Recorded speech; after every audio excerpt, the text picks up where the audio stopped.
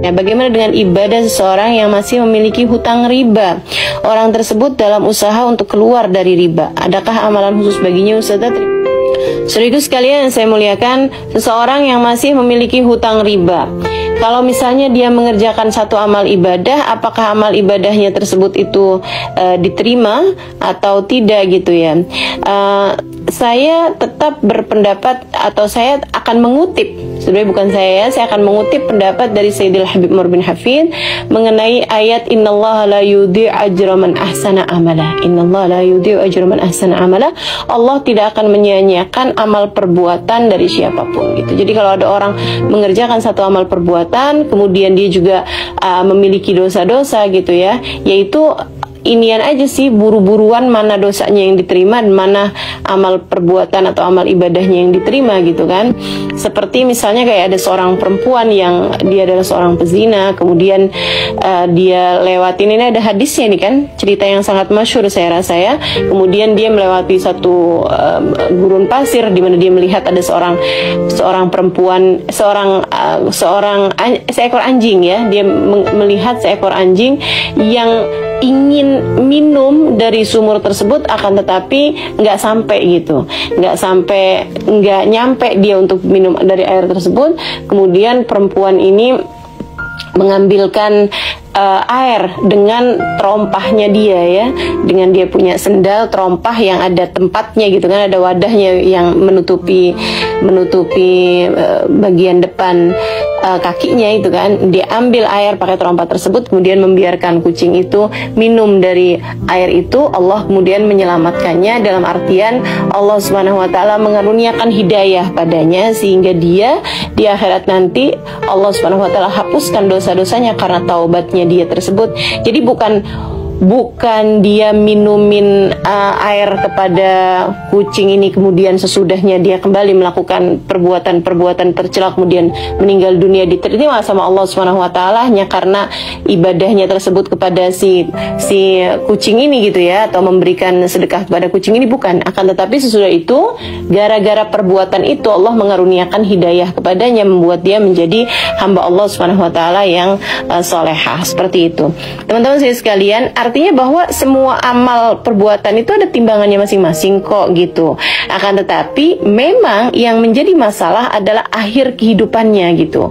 Ini kan ada perseteruan nih, ada lomba, ada balapan antara kebaikan sama keburukan kita gitu kan. Termasuk dalam urusan riba ini gitu. Siapapun kamu yang masih berada dalam jeratan dosa, entah itu dosa pacaran, apalagi sampai ke arah zina gitu kan, entah itu dosa terhadap minuman keras dan dengan segala macam jenisnya gitu, muhaddarat, narkoba dengan segala macam jenisnya, entah itu dosa yang durhaka kepada orang tua misalnya gitu ya. Dan apapun aja dari perbuatan dosa itu, jangan jadikan perbuatan dosa tersebut itu sebagai penghalangmu untuk berbuat kebaikan. Saya udah terlanjur berdosa nih, udah sekalian aja dosa gitu. Nggak gitu teman-teman, nggak gitu. Walaupun kamu berdosa, tetaplah untuk melakukan kebaikan-kebaikan gitu. Sebab yang namanya kebaikan-kebaikan kita itu teman-teman, itu semacam tali gitu kan. Jangan semua tali kamu putusin. Kita sama Allah nih punya banyak tali teman-teman. Jangan semua talimu kamu putuskan. Biarkan ada tali-tali yang tetap tersambung. Kita nggak pernah tahu tali mana yang akan bisa membawa kita kepada Allah Subhanahu wa taala. Gitu ya. Nah, sekarang nih kalau ada orang punya dosa riba misalnya gitu ya. Dia punya dosa riba, terjerat dalam riba tersebut, apalagi zaman-zaman sekarang nih. Memang hutang riba itu kan jadi sangat gampang banget, tinggal pinjol gitu ya, tinggal foto KTP, kemudian dia dapetin uangnya gitu. Semudah itu. Nah, sementara Allah Subhanahu wa taala menjadikan dosanya riba memang salah satu dari dosa-dosa besar, dan bukan hanya dosa besar untuk hukuman di akhiratnya, akan tetapi juga memang dari dunianya. Dosa riba itu adalah salah satu dari dosa yang Allah Subhanahu wa Ta'ala mengancamnya itu kalau kamu nggak berhenti, fa'ilam ta'antahu fa'dhanu biharbin minallahi wa rasulih. Kalau kamu nggak berhenti, maka ancamannya adalah kamu diperangi sama Allah. Jadi sekalian, dalam Al-Quran itu hanya ada 2 dosa yang Allah Subhanahu wa Ta'ala ancamkan kalau nggak berani diperangin sama Allah, gitu ya. Hanya ada 2 dosa aja. Yang satu adalah dosanya membunuh Nabi. Yang satu adalah dosanya membunuh Nabi. Kebayang gak sih, dan Nabi diutus sama Allah SWT malah dibunuh. Kayak apa dosanya tuh gitu. Kayaknya ngebunuh orang sedunia gitu ya, itu masih lebih ringan daripada ngebunuh satu Nabi kan. Teman-teman sekalian, Nabi loh ini, dia membunuhnya gitu. Makanya wajar dong kalau Allah kemudian, Nabiku kamu bunuh, kamu aku perangi gitu ya. Tentu saja itu wajar. Nah, dosa yang kedua Allah SWT ancamkan adalah dosa riba. Allah SWT bilang kalau kamu gak berhenti dari riba kamu nih, maka kamu diperangi oleh Allah gitu. Kayak apa kan, kebayang dosanya, atau kebayang kayak apa keadaan orang yang diperangi oleh Allah SWT gitu. Makanya jangan berani-berani, udah deh pokoknya jangan berani-berani. Teman-teman sekalian, sering saya ingatkan kepada semua teman-teman dimanapun, sesedikit apapun yang kamu punya cukup untuk membiayai hidupmu. Sesedikit apapun yang kamu punya cukup untuk membiayai hidupmu gitu ya, buat makan kamu, buat minum kamu, buat pakaian kamu, buat tinggal kamu. Sesedikit apapun bakalan cukup. Akan tetapi sebanyak apapun yang kamu punya gak akan pernah cukup kalau untuk membiayai gaya hidupmu. Makanya hidup jangan kebanyakan gaya. Makanya hidup jangan kebanyakan gaya gitu kan. Abisnya Ustazah ngeliatin teman-teman pada punya, saya nggak punya, jadinya saya pinjem aja di dulu gitu, untuk nanti saya ngarepin saya bisa bayar. Ternyata pas lagi saya punya duitnya, saya kebayang buat yang lain lagi, ada kayaknya kepentingan yang lain lagi, jadi akhirnya saya jadi numpuk-numpuk nih utangnya. Itu dia kan yang saya bilang, kamu kebanyakan gaya sih gitu. Udah nggak usah ngelihat rezeki yang orang lain, yang Allah Subhanahu wa Ta'ala berikan kepada orang lain. Kamu nggak tahu teman-teman, yang kamu lihat di media sosial, di Instagram terutamanya gitu, kan hanya yang seneng-senengnya aja yang orang taruh gitu. Orang taruhin foto misalnya gitu kan, dengan dia pakai tas branded misalnya, atau dengan dia pakai baju yang sangat mewah misalnya, bahkan mobil, rumah. Dia nggak ngasih lihat gitu kan pertengkaran dengan suaminya misalnya gitu kan, atau dengan kondisi rumah tangganya yang tidak sehangat dirimu misalnya gitu. Jadi semuanya itu udah Allah pas-pasin, tenang aja.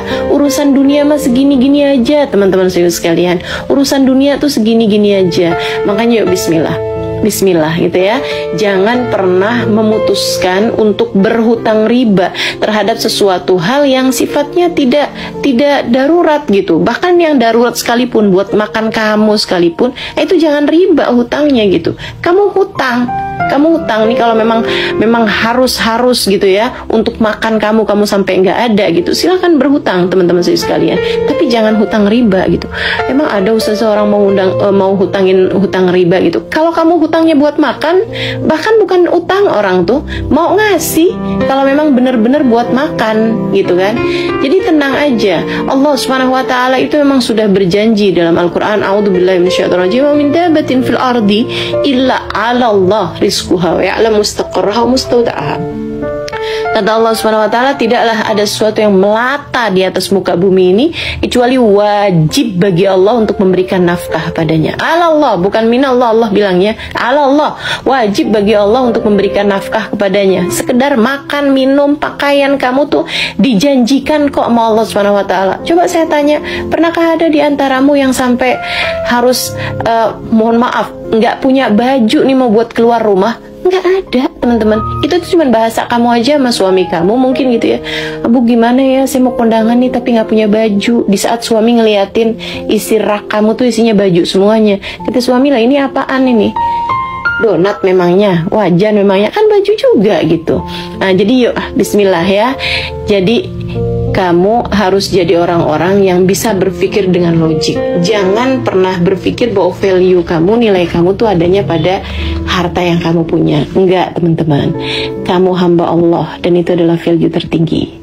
Kamu umat Nabi Muhammad dan itu adalah nilai tertinggi dirimu. Jangan pernah kamu batalkan itu semuanya hanya karena keinginan kamu untuk dilihat dari sisi materi. Nggak usah gitu.